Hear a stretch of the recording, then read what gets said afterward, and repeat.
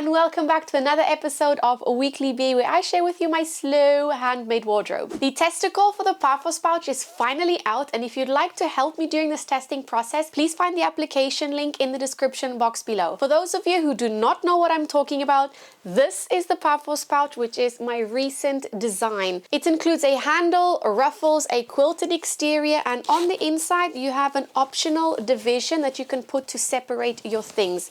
There are two sizes. This is the smaller version and there is a larger version, which I actually need to finish sewing because I did not have the time to do that this week. If you would love to help test out my next pattern, please fill out the application form in the description box below, and you have until the weekend because then I will be closing the applications. In more sewing news, the project that I chose to sew for the Sew Blood Pressure 25 Sewing Challenge over on Instagram is coming together very slowly.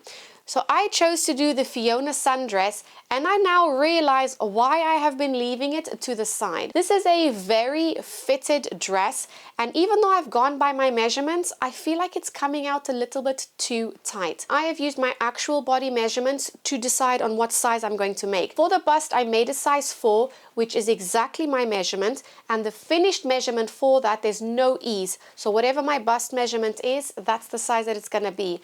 For my waist, I have gone for a size 8, and there should be a 1.5 inch ease within that. But after trying on the bodice, I feel that it is very tight in that area, and I'm not entirely sure why, because I did cut out the pieces accurately.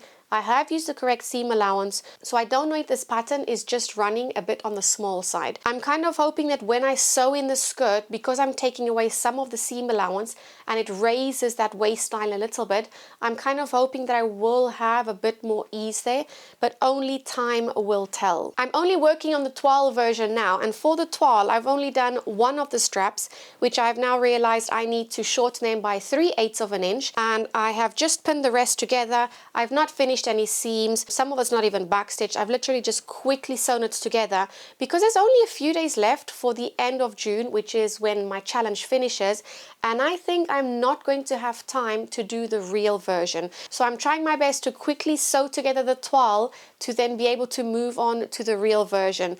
But truth be told, I think I'm going to be very, very tight for time and probably not even finish it. And even though I don't finish this for the end of the month, I'm still gonna keep on going because I do really love the dress, and I really want to work on items where I am working on fitting it for my body and not just making oversized clothes. So this is one that I really want to focus on. I think the worst thing that's gonna have to happen at the end is just let out the side seams a little bit of the bodice and probably of the skirt as well so that it matches.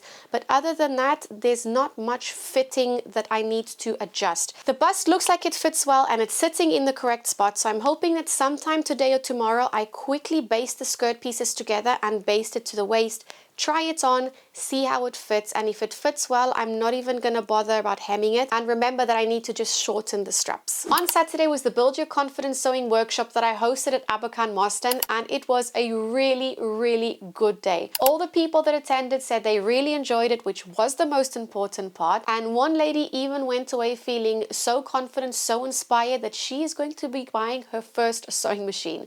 Another lady that was there said that she was gifted a sewing machine quite a while back and she has yet to actually know how to use it. So after the session, she felt a bit more comfortable to be able to take the machine out the box and put it to use. I had a whole lesson plan for the day that I wanted to follow because you always need a bit of a guide for whatever session you are running. And after a few minutes, we got chatting and I started to realize some of the people's fears. So I thought I'm just going to scrap the lesson plan and focus on what they want to learn, what is bugging them within sewing. So we ended up sewing zippers and practicing a few other things as well.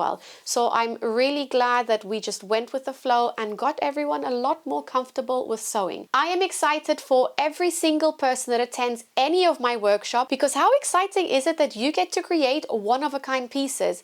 Whether it's bags you're into or accessories for the home or clothing for yourself, everything that you make is basically unique to you. The fabric you use, the sizing, anything, the buttons, whatever it is that you are applying in your project, it is unique to you. There's probably no one else in the whole entire world that is going to have that same item. I've realized I really enjoy giving workshops, so I'm going to be looking to plan a few more in the future. So if you are someone that needs a bit of help, that needs a bit of a confidence boost, please keep a look on my website for what is coming next. If you don't know, I also run a monthly Sew and Bond Sewing Social Day, and next weekend is the one for June. It is fully booked now, but I have another one at the end of July. Well, all the sessions tend to be towards the end of July, and there's only one space left on that one. For some knitting news, my Ellie Sweater has been coming together really quickly. I've done the front and back panel, I've seamed them together at the shoulders. One sleeve is completely done and the second sleeve is practically finished.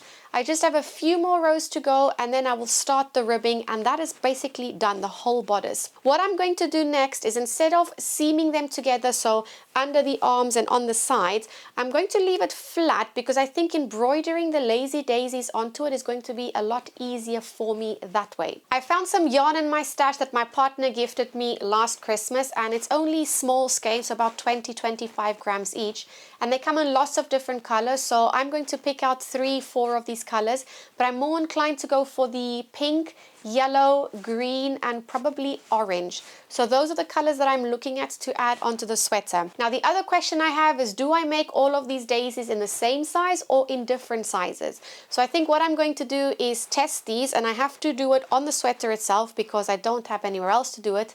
I haven't knit up a swatch big enough to test different size flowers. So I'm going to test it, make bigger ones first and smaller ones as well. If I don't like it, I will just cut them out or unthread them and just repeat it by doing the same size flowers. So I'm going to go probably for about medium size flowers and smaller ones. I don't want to make them too big because the strands are going to be so long from one point, so the petal is going to be so long from one point to the other.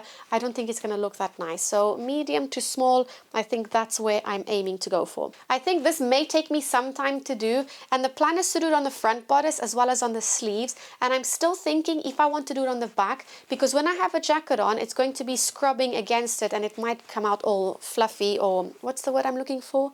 Those little bumps that the yarn makes. So I don't know. But then again, I'm not always going to be wearing a jacket, so it's just something I'm going to have to think about for when the time comes. For the other yarn that Wool Warehouse sent me out last week, the Yarnsmiths Create Super Chunky, I have made 2 test swatches already. This yarn suggests that you use a 10mm needle, but the pattern that I'm working with suggests a 8mm needle. So I've instead tried a 9mm first because I'm a little bit of a tight knitter, and then I've tested the 10 as well, and the 10 is what is giving me the correct gauge. I remember when I first started knitting, I had no idea what it meant to be using all of the different needles. I had no idea what a test swatch was, how I could get one done accurately to make sure that the pattern would come out the correct size. It was all just very confusing to me. So all I did for years and years was knit beanies, which were questionable sizes, and scarves which didn't really need to fit a specific size. But one day I went to a yarn shop in Loughborough because I was living there temporarily at the time, and I was asking for help on what yarn I could use for a specific project. One question led to another, and the lady that was working at the shop looked at the beanie that I'd recently made and said to me, "You're a tight knitter." When I looked at the beanie, I thought, how can you just tell by looking at this beanie? But anyway, ever since she told me that, that's when I became conscious that I could just use a bigger size needle to maybe get the same outcome. So I started to experiment from there and start losing this made up fear in my head that I'm guessing a lot of us have at the beginning of whatever journey that we're on, whether it's sewing, knitting, making cards, whatever creative hobbies that we have. We all tend to have some fear at the beginning until we get over ourselves. So that was the moment that helped me get over myself. So here are the 2 swatches that I knit, well, half swatches because I never really knit a full swatch. This is the 9mm needle and this is the 10mm needle. If I lay these over each other, you can tell that the 10mm needle swatch is slightly bigger than the 9mm swatch. And what I'm going to be making is the Take It or Leave It sweater by Cara's Knit. I'm super excited to start this one because it's going to be the first time that I include all of these different elements into one project. So there's going to be lace involved, which I don't think I've ever done, but there's going to be bobbles on the sides of the lace, as well as some cables, and I think as well bobbles on both sleeves. So I cannot wait to get that one done, which I'm probably going to wait a little bit now that I'm nearly at the end of my Ellie sweater. I'm going to wait to start the new sweater. I'm still not completely convinced about making a fully white sweater, so I have been thinking about adding a silver thread. I got this one quite a few months ago when I made a different sweater in a pistachio color, and I thought it would be really nice to add a bit of sparkle to it. So I really like how that one came out, but I'm not entirely sure if this is going to look good with this chunky yarn. So I want to knit up the rest of the 10mm swatch, including a strand of the silver thread, and then see how I feel about it and go from there. So that is everything that happened this week. Don't forget to check the link in the description box below if you'd like to help me test out my next sewing pattern, the Paphos Pouch, and if you'd like to join us on one of our next sewing days. If you enjoyed today's video, don't forget to give it a like and leave a comment down below with what are you currently working on. That's it from me today. Bye for now.